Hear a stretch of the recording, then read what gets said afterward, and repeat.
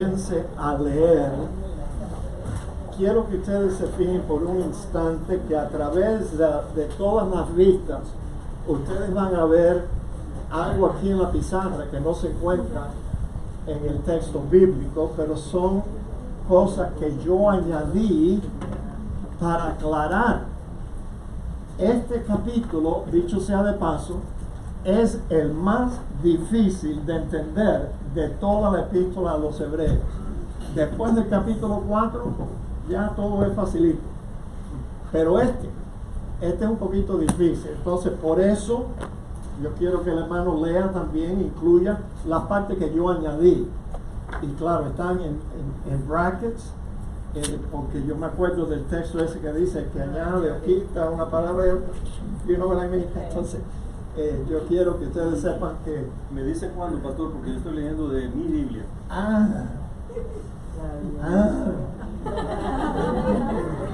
¿Por qué no das una vuelta y lo lees desde aquí? Ok, perfecto. Ok.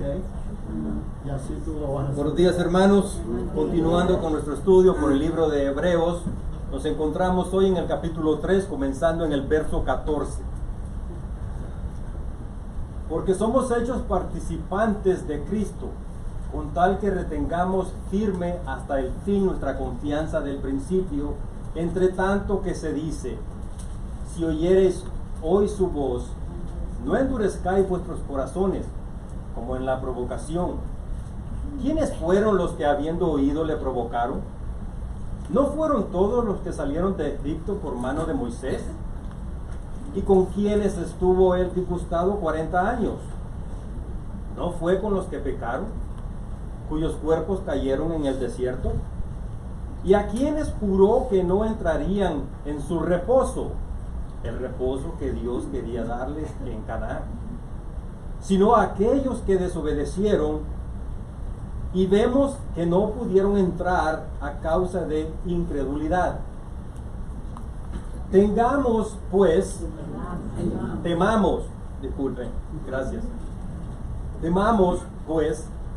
no sea que permaneciendo aún la promesa de entrar en su reposo, el reposo que Dios da en Cristo, alguno de vosotros parezca no haberlo alcanzado, porque también a nosotros se nos ha anunciado la buena nueva como a ellos.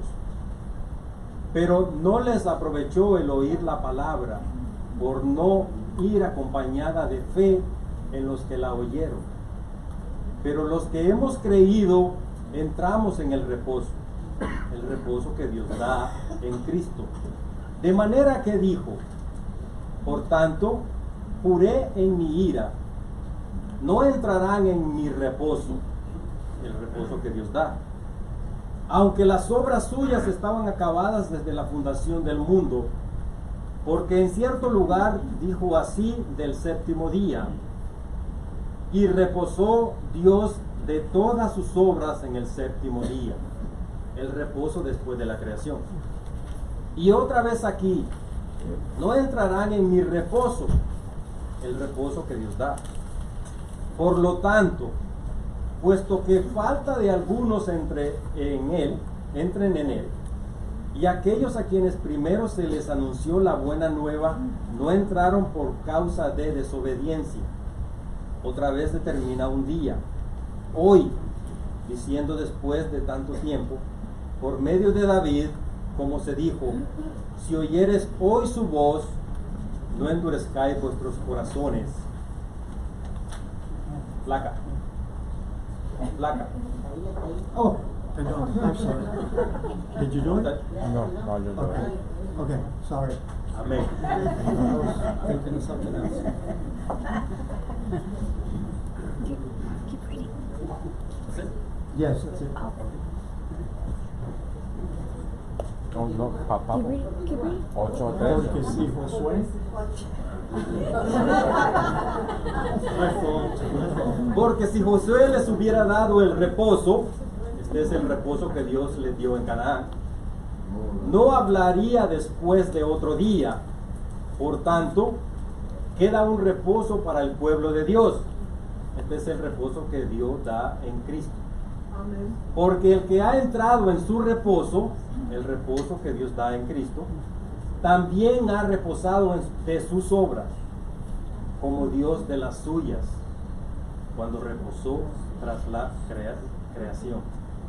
Procuremos, pues, entrar en aquel reposo, el reposo que Dios da en Cristo, para que ninguno caiga en semejante ejemplo de desobediencia, porque la palabra de Dios es viva y eficaz, y más cortante que toda espada de dos filos, y penetra hasta partir el alma y el espíritu, las coyunturas y los tuétanos, y discierne los pensamientos y las intenciones del corazón. Y no hay cosa creada que no sea manifiesta en su presencia. Antes bien, todas las cosas están desnudas y abiertas a los ojos de aquel a quienes tenemos que dar cuenta. Amén. Gracias. Oremos, hermanos. Padre, gracias te damos una vez más por tenernos aquí reunidos y estamos dispuestos y listos para escuchar tu voz, recibir de tu palabra la instrucción que necesitamos. Y te damos gracias, Señor, que tenemos la oportunidad de estudiar este difícil pasaje, pero sabemos que tu Espíritu está en nosotros para guiarnos a toda la verdad, y dependemos de tu Espíritu para que Él nos ayude a comprender. Todo te lo pedimos dándote gracias por los hermanos Jorge y Amalia que regresaron, la hermana Lili que ya está mejorando, el hermano Flor y Iván que están con nosotros hoy, y todos los demás que estamos aquí reunidos. Bendícenos con tu presencia, en el nombre de Cristo Jesús. Amén. Amén. Tomen asiento, amados hermanos. Yo estaba esperando hoy a Domingo y Roberto Domínguez y July, y los tres niños, ellos vinieron y nos saludaron ayer. Estábamos aquí y él me dijo que iban a venir hoy a nuestra iglesia, pero bueno, yo sé que él manda su saludo y ellos están bien, los niños están creciendo enormemente, están bien altos y ellos están de lo más bien donde están, activos en la obra del Señor como se pudiera esperar. Mis amados hermanos, está de más decirles que ante un pasaje de la Biblia tan difícil, yo espero que usted no tenga la esperanza de que nosotros vamos a cubrir este capítulo en una sola sentada. Va a ser imposible. Creo que vamos a tener que regresar aquí la próxima semana. Y bueno, parece que yo hablé demasiado, porque fíjate, son ya casi las 11:30 y yo debo terminar este mensaje a las 12.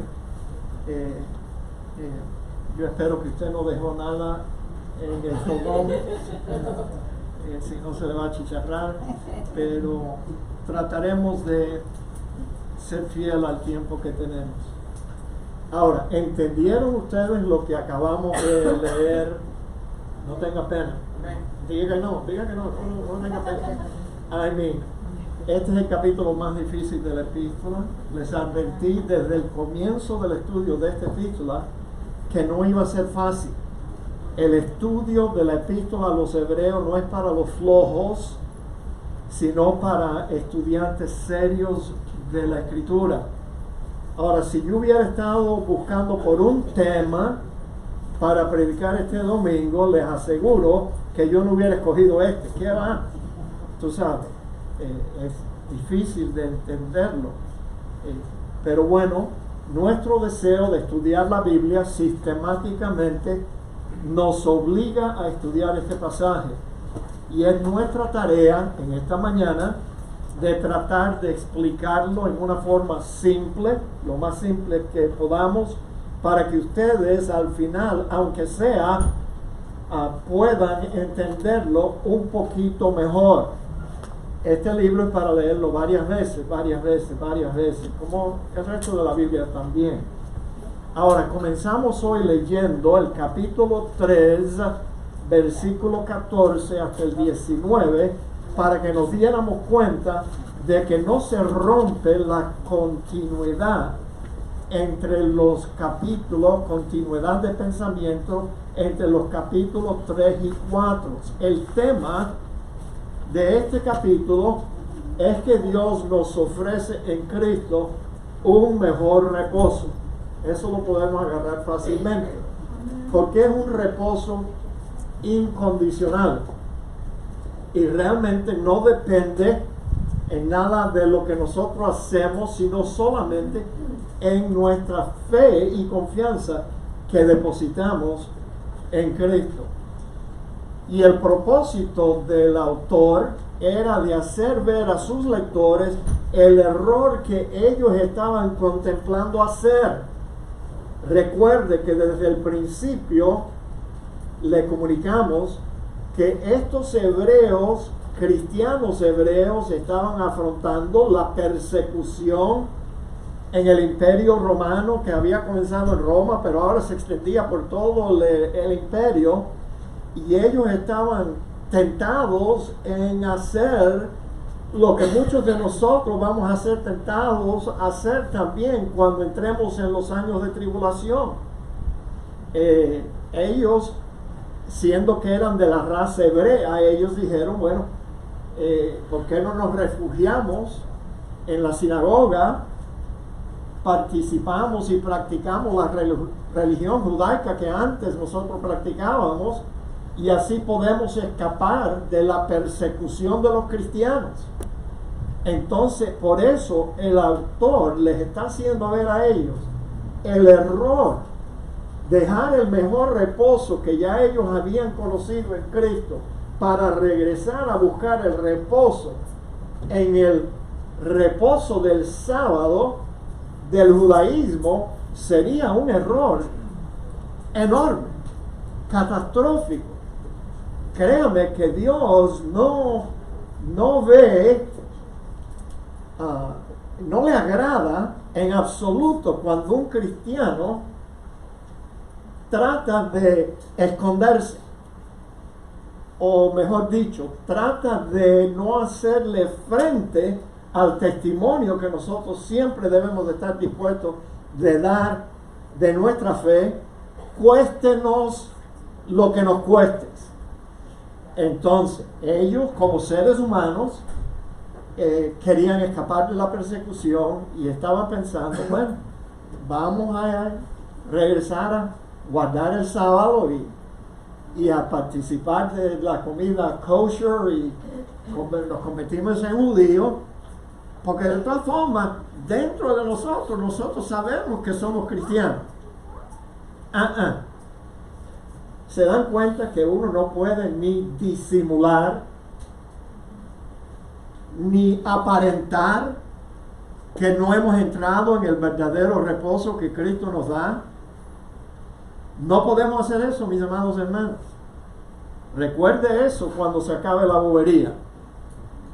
Ahora, desde el versículo 18 del capítulo 3 hasta el capítulo 4, versículo 11, el autor utilizó el término reposo o sus derivados 11 veces. Está por todo ese capítulo, reposo y reposo y reposo, pero no es el mismo reposo, como veremos en un instante. Ahora, ya que el reposo figura tan prominente en este capítulo, tenemos que encontrar el significado, como si tuviéramos necesidad de encontrar el significado de reposo. ¿Qué es lo que usted hace cuando usted quiere reposar? Take a nap. Esa es una forma de estar en reposo. Pero uno no tiene que estar dormido para reposar.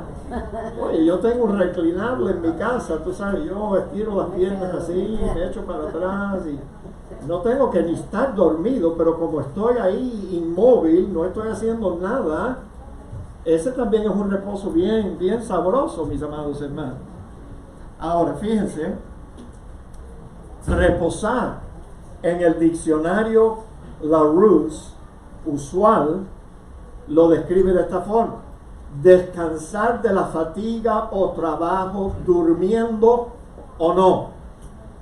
Durmiendo puedes descansar, reposar o no. Puedes reposar estando despierto. También lo describe diciendo reposo, suspensión de movimiento. ¿Ves? Inmovilidad. Tienes que estar sentado, reclinado, acostado, pero no puedes estar caminando. Si estás caminando ya no estás reposando. All right. También palabras relacionadas con este reposo es descanso, tranquilidad, quietud.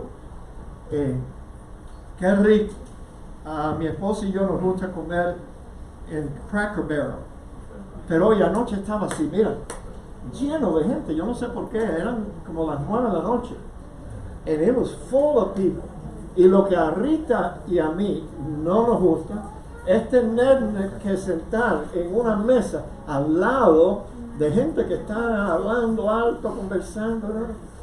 Tú sabes, eso destruye una buena cena, te digo la verdad. Cuando mucha gente, especialmente si tienen niños pequeños y los niños van a actuar como niños, tirando comida al piso, y así estaban anoche, tú sabes. Pero bueno, quietud, tranquilidad, descanso. Ahora déjenme darle una definición bíblica, y esta es la que más nos interesa. Reposo significa en la Biblia descansar de las obras. Ok, ya no tengo que obrar. Eso es lo que significa el reposo que Dios nos da en Cristo. Ahora, porque el que ha entrado en su reposo, el reposo que Dios da en Cristo, también ha reposado, dice el autor, de sus obras. Ve, cuando entramos en el reposo que Dios nos da en Cristo, cesan nuestras obras. Estamos tranquilos. Estamos seguros. Estamos en un reposo eterno que no se termina. Mis amados, y lamentablemente esto es difícil para la mayoría de los cristianos entender. Entonces, reposamos de nuestras obras. El reposo de aceptar la salvación gratuita que Dios nos da en Cristo nos pone a nosotros en ese estado de reposo. Estamos tranquilos, inmóviles, cesaron nuestras obras y ya. Entonces, una pregunta. ¿Qué obras tiene que hacer el creyente para ser salvo en Cristo? Dígame usted. Tenga cuidado, porque si usted responde mal, yo soy capaz de enviarle a usted a misa el domingo próximo. Así que tenga cuidado como usted responde. ¿Qué obra yo tengo que hacer para ser salvo? Ninguna. Ok, pero ahora viene otra pregunta un poquito más. ¿Qué obra tiene que hacer el creyente para permanecer en Cristo? O para no perder la salvación. Can't hear you.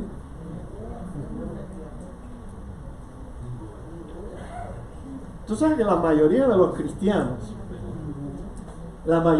cristianos aceptan que la salvación es por gracia. Pero luego ellos dicen, oh no, pero tú tienes que permanecer. No puedes abandonar a Cristo, porque si no permaneces firme hasta el fin no vas a ser salvo. Este viernes en la tarde, antes que nuestro programa salga, tú sabes que yo recibo pullas en la radio, pullitas. Y hay un dicho que dice, si es puya, que se clave, o si no, que siga. Pero esa me llegó, ¡pum! Porque yo sé lo que yo había predicado anteriormente. ¿Tú ves? Y esta pastora, tenía que ser una pastora, ella estaba diciendo, contrario a lo que yo había dicho el día anterior, Tengan cuidado con los pastores que predican que tú no tienes que hacer nada para ir al cielo. Porque la Biblia dice que tú tienes que permanecer. Y yo supe enseguida que ella estaba criticando algo que yo había dicho anteriormente. Tú sabes. Pero tú sabes, yo me consuelo sabiendo que Donald Trump es criticado mucho más que yo. Él es atacado todos los días. Hasta por respirar. Si él encontrara la cura del cáncer, todavía lo criticaran. Y dijeran, ¿por qué no lo inventó antes? Pero mis amados hermanos, hay muchos cristianos que piensan, oh no, la salvación es por gracia, pero después tú tienes que forzarte, tienes que permanecer. Entonces, personas que creen así parecen que no han entrado en el reposo eterno, no han reposado, nada más que un momentico cuando fueron salvos, y después el resto del camino, mira a ver, no te desprendas, hang in there baby, porque si te sueltas te revientas y pierdes la salvación. ¿Tú sabes lo que yo llamo eso? A la gente que piensan así, yo les llamo asesinos de la gracia, porque ellos asesinan la gracia y piensan que la gracia que nos salvó es solo temporal, y no acaban de comprender el reposo que significa que nuestras obras han cesado. Hay un pasaje en Mateo capítulo 11, yo quiero que usted abra su Biblia porque no lo tengo aquí. Te dice exactamente lo que la vida cristiana es.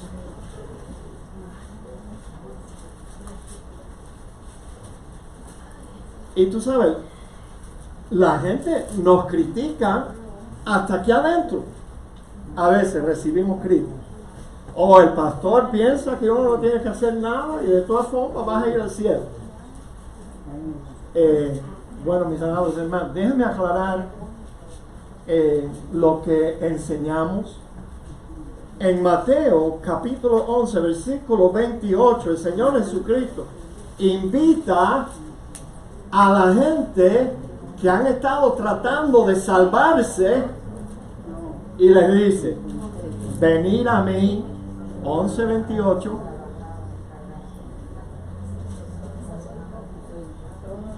¿Lo encontraste, Marlene? Está ahí entre Génesis y Apocalipsis. ¿Ya lo encontraste? Ok. Bueno, mira. Fíjate lo que Cristo dice. Venid a mí todos los que estáis trabajados y cargados, y yo os haré descansar. Vengan a mí, yo les voy a dar reposo absoluto. Vengan a mí, ya paren de tratar. Vengan a mí, confíen en mí, y yo les haré descansar. Pero noten lo que dice después. Llevad mi yugo sobre vosotros y aprended de mí, que soy manso y humilde de corazón, y hallaréis descanso para vuestras almas. Fíjate lo que dice el Señor acerca de su yugo, porque mi yugo es fácil y ligera mi carga. Si usted se queda en esta iglesia por algún tiempo, yo recomiendo que usted se quede aquí desde ahora hasta que se acabe la bobería. Pero si usted se queda aquí por un tiempo, nosotros te vamos a enseñar que la salvación es gratis, señores. It's free. Pero después que tú naces de nuevo y comienzas a estudiar la Escritura, nosotros te vamos a ayudar a poner el yugo de Cristo sobre tus hombros. Y te vamos a enseñar lo que tú tienes que hacer para vivir una vida cristiana normal y exitosa. Pero nunca vamos a abandonar la gracia. No. Llevar mi yugo. ¿Sabían ustedes que los campesinos, a mí me han contado esto porque yo nunca he sido un campesino, he tratado, pero no, todo lo que yo siembro se muere. Pero, ¿sabían ustedes que para arar con un buey, si son dos bueyes, sí, pero el campesino siempre pone a un buey que no tiene mucha experiencia con uno que sí sabe ya cómo hacerlo. Y el buey, el viejo buey, le dice al joven que está atado por el yugo: oye, bobo, sígueme a mí que yo sé cómo hacer esto. Tú sabes, ese es el yugo de Cristo.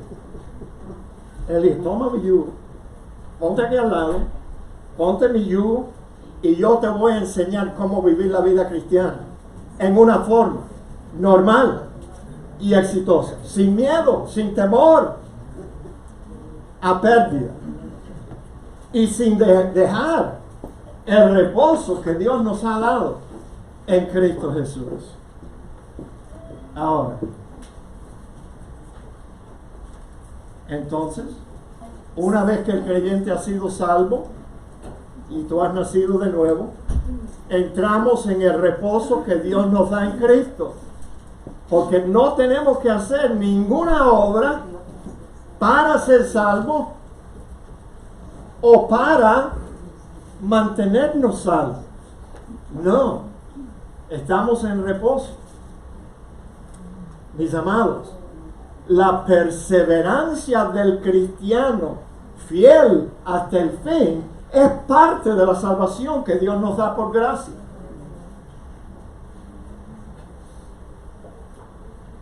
¿Quieres ir a misa este próximo domingo, hermano?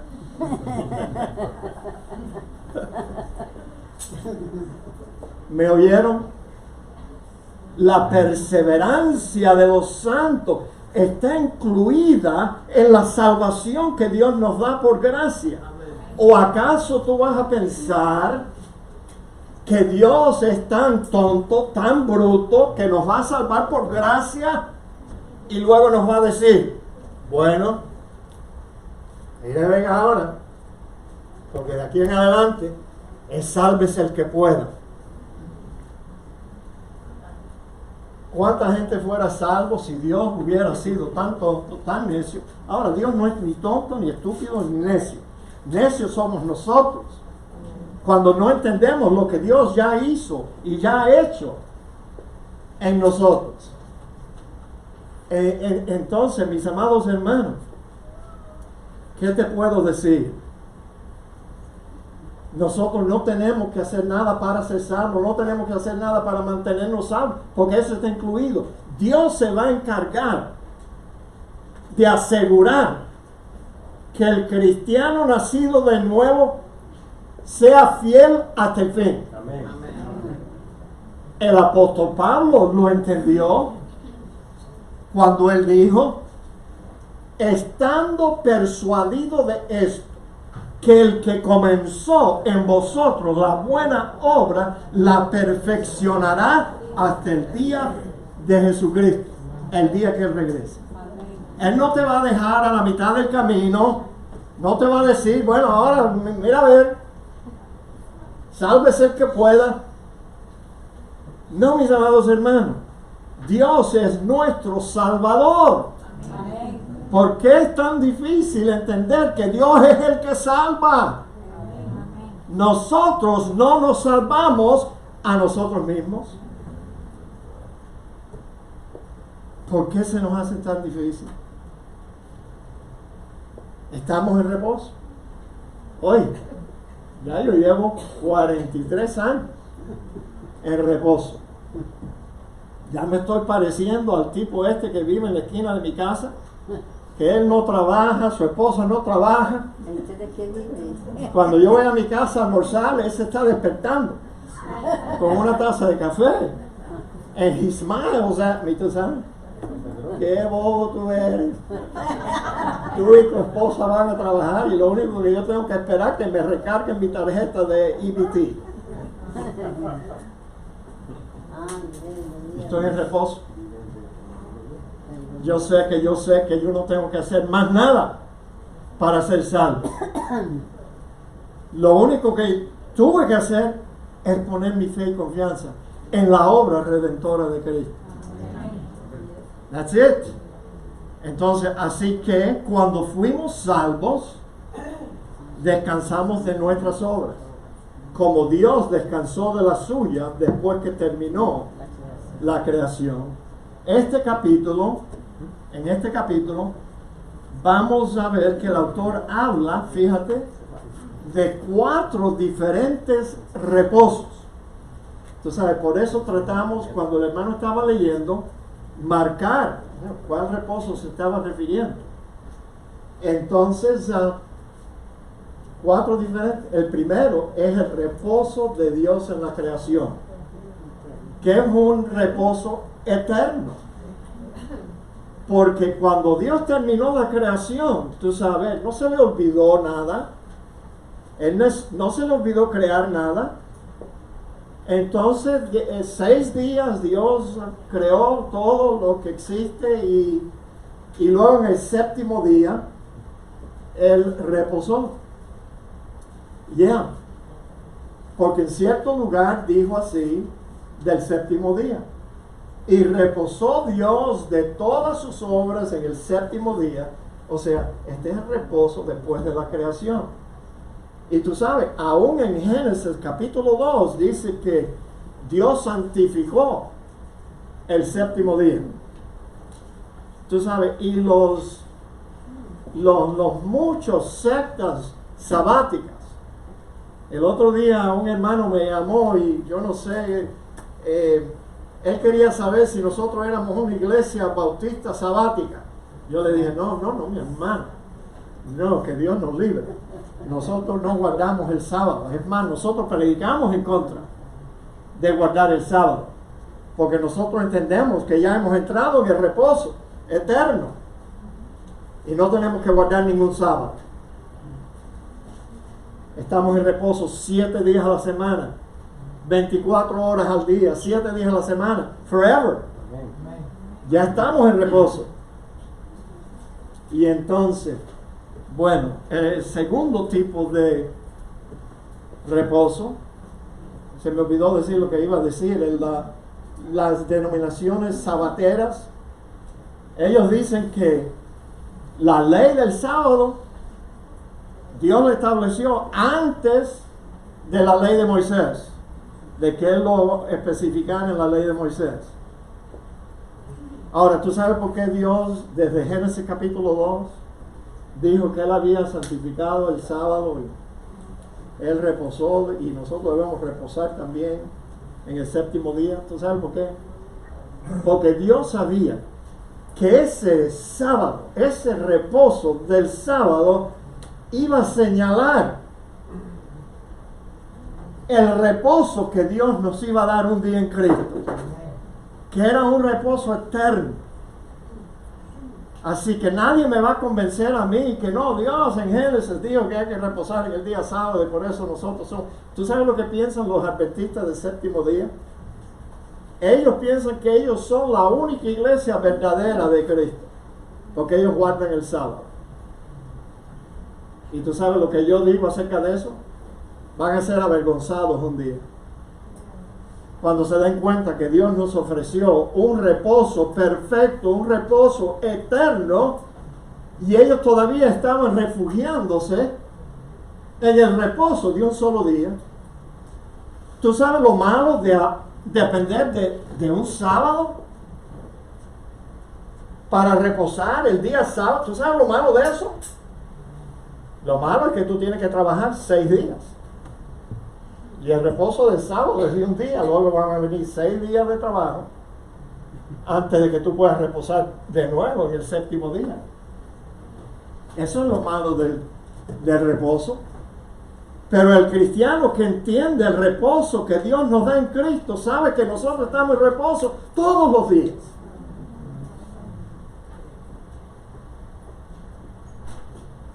¿Es o no es? Digan amén. Ya estamos en descanso. Estamos en reposo de nuestras obras. Ya no tenemos que hacer nada. Porque el Dios que comenzó esta obra en nosotros la va a perfeccionar hasta que Cristo aparezca en las nubes y nos lleve con Él. Estamos en reposo. ¡Qué error! Entonces, para estos hebreos, decir, no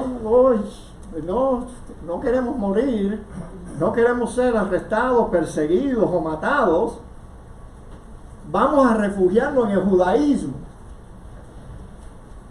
Y así escapamos de la persecución.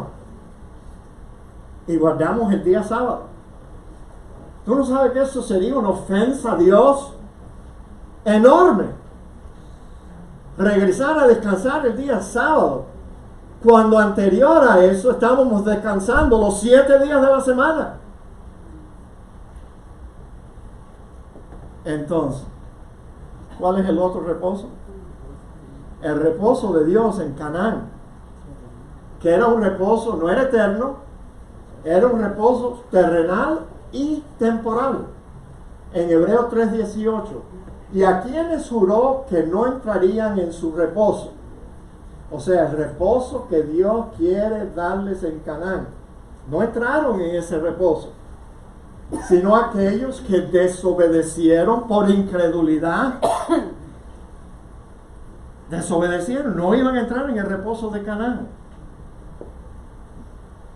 Ahora, qué diferente hubiera sido la historia de la conquista de la tierra prometida si esos judíos no se hubieran aflojado, hebreos mejor dicho, no se hubieran aflojado cuando llegaron y levantaron campamento en Cades Barnea y hubieran escuchado la voz de Caleb y Josué que les decían, pero caballero, ¿cómo no vamos a entrar si Dios dijo que Él iba a pelear por nosotros?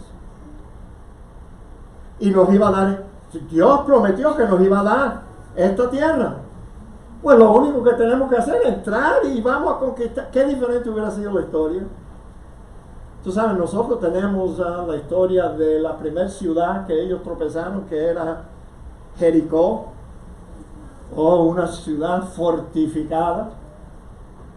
Pero lo único que tuvieron que hacer, darle vuelta 7 días, tocar una trompeta y las paredes de Jericó cayeron.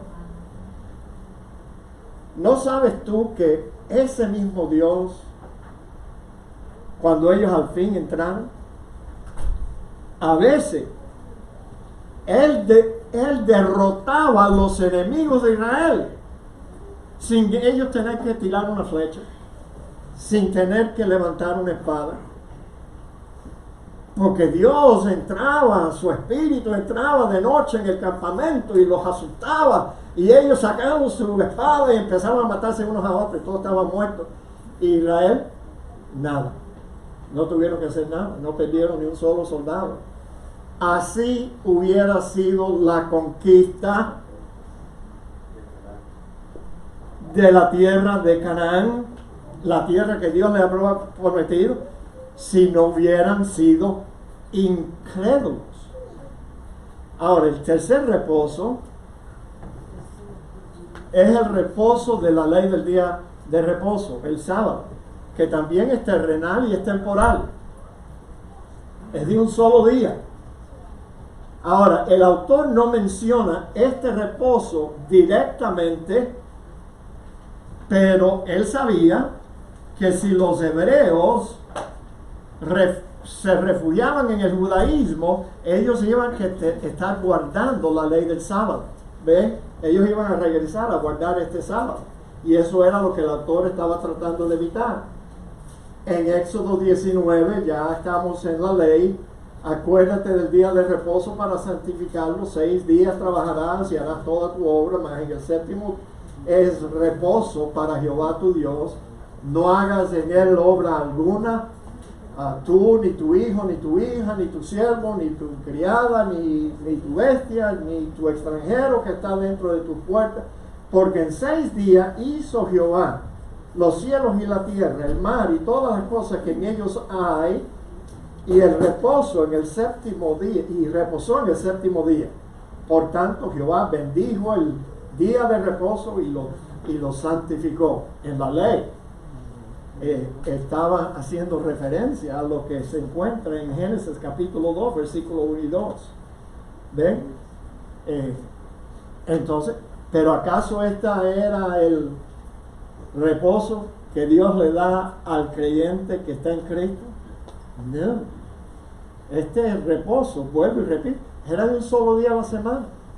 Todavía tenías que hacer obras 6 días antes que llegara el séptimo día de nuevo y podías descansar. Entonces el cuarto reposo que el autor menciona aquí es el reposo de Dios en Cristo. Pero los que hemos creído, dice el autor, entramos en el reposo eterno, en el reposo permanente, en el reposo que dura el resto de la vida natural del creyente. El reposo que Dios nos da en Cristo, los que hemos creído, entramos en ese reposo. Pero realmente estas 4 menciones de reposo tienen que ver con un mismo concepto, con una misma idea. Y la idea era el error que sería para estos cristianos hebreos abandonar el reposo que habían recibido de Dios en Cristo para regresar al judaísmo, que implicaba y daba por hecho que regresarían a practicar la ley del día de reposo, el sábado. Ese era el error. Ahora, ¿qué hora es? Ya, casi. Mira.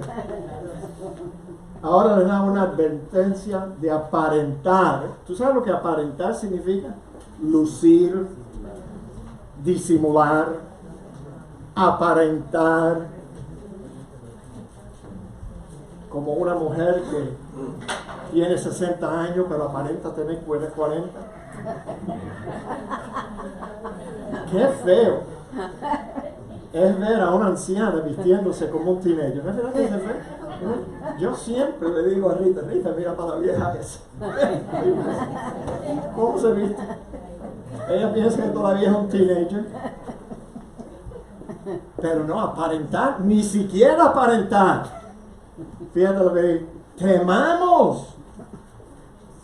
Tengamos miedo, pues, de no sea que permaneciendo aún la promesa de entrar en su reposo, alguno de vosotros no parezca haberlo alcanzado, porque también a nosotros se nos ha anunciado la buena nueva como a ellos, los hebreos en el desierto, pero no les aprovechó el oír la palabra por no ir acompañada de fe en los que la oyeron. Pero los que hemos creído entramos en el reposo de la manera que dijo: por tanto, juré en mi ira, no entrarán en mi reposo. Ahora díganme usted, yo sé que esto es difícil. ¿Eran salvos los hebreos esos que pasaron dando vuelta en el desierto por 40 años? I don't think so. La razón por la cual ellos se echaron para atrás en el campamento de Cades Barnea es porque ellos habían visto las maravillas de Dios, las obras de Dios, los prodigios de Dios, todo lo que Dios hizo para sacarlos a ellos de la esclavitud de Egipto. Ellos habían visto cómo Dios por 2 años les dio maná del cielo. Oye, qué rico debió haber sido ese maná, porque ellos estaban, como quien dice, en reposo. Todas las mañanas se levantaban y ahí alrededor de su tienda, maná del cielo. Qué rico, ¿verdad? No tenían que trabajar para alimentarse ellos y a sus hijos. Agua abundante en el desierto, sí. How did that happen? Bueno, para Dios no hay nada imposible. Habían experimentado eso por 2 años mientras todo ese montón de pueblo llegó ahí a la frontera de la tierra que fluía con leche y miel, y los racimos de las uvas tenían que ser cargados entre 2 hombres con un palo en el medio. Y las granadas parecían, tú sabes, small melons. No dice el pasaje si llevaron una muestra de el panal de abejas. Pero seguro que era algo serio. Oye, esta tierra en verdad fluye leche y miel, mira esto. Y entonces, mis amados hermanos, yo he llegado a comprender que no todo el que está, como decía el pastor Gordo Delgado, ¿me acuerdan? Yo lo llamaba así con cariño. Ahora, la última vez que yo vi a Alberto Delgado, él ha adelgazado bastante. No sé si se hizo de gastric bypass surgery o algo de eso. Pero él era gordísimo y ahora está normal. Pero él dijo un día, no están todos los que son, ni son todos los que están. Y tú sabes, todo el pueblo hebreo había visto todos esos milagros, todas esas señales. ¿Cómo fue posible que llegaran allí a la frontera de los Estados Unidos y no quisieron entrar? Para entrar en la tierra, no eran los Estados Unidos, por favor, yo estaba tratando de que ustedes se rieran un poquito. No quisieron entrar, aun cuando Dios les dijo, miren, confíen en mí, crean en mí, esa tierra va a ser de ustedes. Y ustedes no van a tener que hacer nada, tú vas a ver cómo yo te la voy a dar. ¿Cómo fue posible que ese pueblo se echó para atrás? ¿Tú sabes por qué desobedecieron? Pablo te lo dice. Y este autor te lo dice. Fue incredulidad. Porque no siempre aquellos que ven las maravillas de Dios creen de corazón.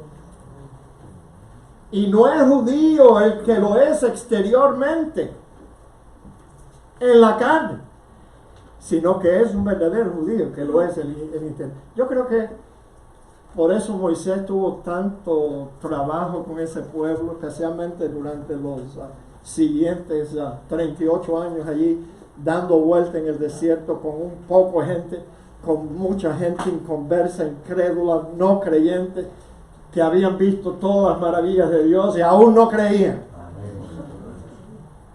Qué difícil debieron de haber sido.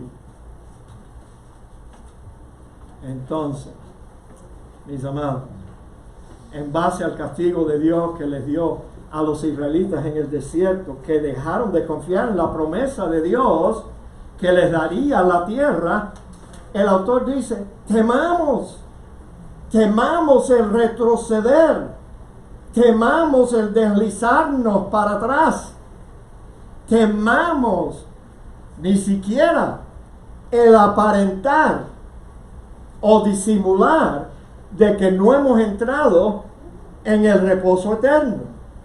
Temamos eso, porque si Dios castigó a esos incrédulos en el desierto, también nos va a castigar a nosotros, amados. Eso es lo que el autor viene diciendo desde el capítulo 3. Temamos, pues, aparentar. Ahora, entrar en el mejor reposo que Dios da en Cristo requiere 2 cosas. Primero, confiar en las buenas nuevas. O sea, poner nuestra fe y confianza en Cristo. Sí. ¿Quieres entrar en el reposo verdadero, en el reposo eterno, el reposo que Dios da y promete? Tienes que confiar en las buenas nuevas y poner la fe y toda nuestra confianza en la obra de Cristo y no en las nuestras. Es por eso que el Evangelio, con esto termino, el Evangelio es llamado las buenas nuevas. ¿Tú sabes por qué se le llama al Evangelio las buenas nuevas? Porque es un mensaje que dice, confía en la obra de Cristo y no en las tuyas propias y vas a ser salvo. Eso es buena noticia, ¿no es cierto? Mira, buenas nuevas. You mean, ¿puedo ser salvo solo por creer en lo que Cristo hizo por mí? Yes, mis amados hermanos. Pero sabe, el problema es que muchos cristianos prefieren cambiar el mensaje del Evangelio de la gracia de Dios y convertirlo en el mensaje de las malas noticias. Ya no es las buenas nuevas, es malas noticias. Porque el mensaje de las malas noticias dice, escuchen bien, tú tienes que hacer esto, esto, esto y aquello.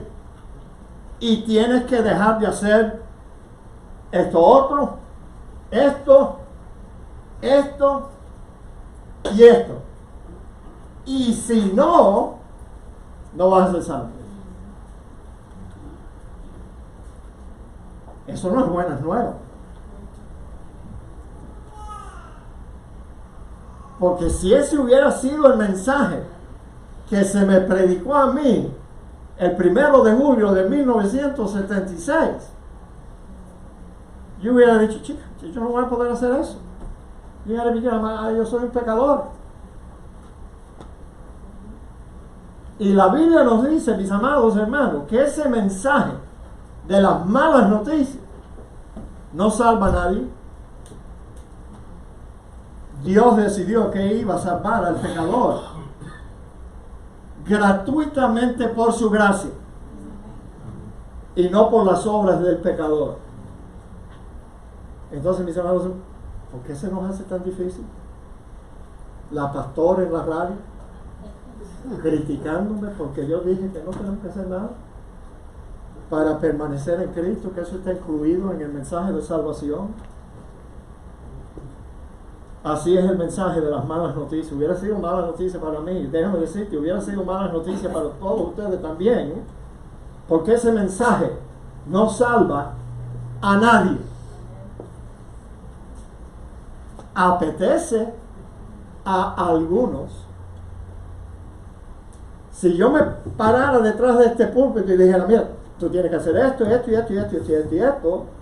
y tienes que dejar de robar, fornicar, emborracharte, y tienes que dejar esto, y lo otro, porque si no, no vas a ser salvo. ¿Qué fue lo que el pueblo de Israel le dijo a Moisés cuando él les dio las leyes de Dios? Sí, no hay problema. Nosotros vamos a hacer exactamente lo que Dios dijo. But did they? No. Es por eso que la Biblia nos dice que nadie ha sido justificado por evangelio de las buenas obras o por guardar los mandamientos. Nadie es justificado así. Ahora, el evangelio de las malas noticias solo le da una falsa esperanza. ¿Tú sabes a quién? A los ingreídos y a los orgullosos, que ellos piensan, pues yo sí puedo. Yo sí puedo salvarme. Yo sí puedo ser fiel. Yo sí puedo cumplir con todo lo que Dios requiere. Yo sí puedo. Tú no podrás, Pastor Pereda, pero yo sí puedo. Yo puedo hacer todo. hasta permanecer, yo puedo. ¿Tú ves? Orgullo, engreídos, y están equivocados, no van a poder.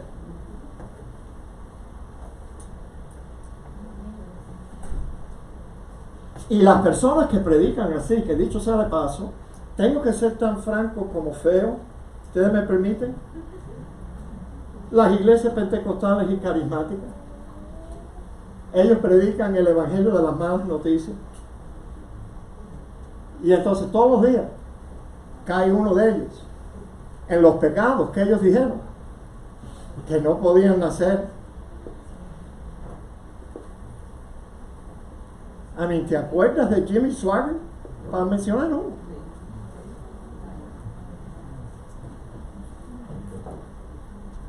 Los mismos que predican, tú tienes que hacer algo. La salvación no puede ser gratis. Tú tienes que poner de tu parte, hacer tu esfuerzo. Luego ellos fracasan. Y tú sabes lo que el apóstol Pablo le diría a un cristiano, entre comillas, cristiano, solo Dios sabe, engreído, orgulloso, que dice, pues yo sí puedo. Pablo le diría, pues si es verdad lo que tú dices, que tú puedes. Entonces, por demás, murió Cristo. Él no tuvo que morir. ¿Tú piensas que tú eres suficiente bueno para justificarte delante de Dios, haciendo todo lo que el reino celestial requiere? Entonces por demás murió Cristo. Él no tuvo que morir, tú eres suficiente. Sigue confiando en ti mismo. Ay, tengo que terminar con algo que Milton me dijo hoy. Tú sabes que Milton es bien inteligente. Tu hijo, no el padre. No. Tú sabes, yo estaba hablando con un joven esta semana, diciendo que debía aceptar a Cristo como su Señor y Salvador, y él me dijo, pero es que yo no lo siento, pastor, yo no lo siento, yo tengo que sentirlo antes de hacer algo así. Y Milton dijo, ¿dónde está Milton? Milton dijo, bueno, tú no vas a tener ningún problema sintiendo el fuego del lago de fuego. Eso tú lo vas a sentir facilito. Thank you, brother. ¿Tú ves? Me diste more ammunition. Yeah. No vas a tener ningún... Siéntate. Esperar que un día tú lo sientas. Y lo único que tú vas a sentir son las llamas del infierno un día. Bueno, continuamos la próxima semana. Que el Señor les bendiga.